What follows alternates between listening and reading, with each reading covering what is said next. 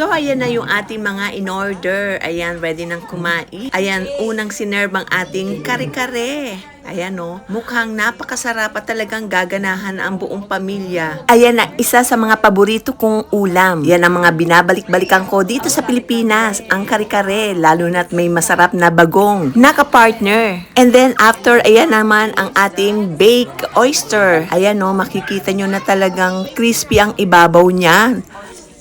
May maraming cheese at konting chili flakes. Ayan o, ang ating mga kare-kare at of course ang ating bagoong. At syempre, bago galawin is hindi mawawala ang pagsiselfie at ang picture ng bawat putahe. Mas masarap kasi kapag na-capture muna ang ganda at sarap ng bawat putahe. Food first with the eyes and happy tummy after. Mas enjoy talaga kapag may memories na nakuhanan. O diba?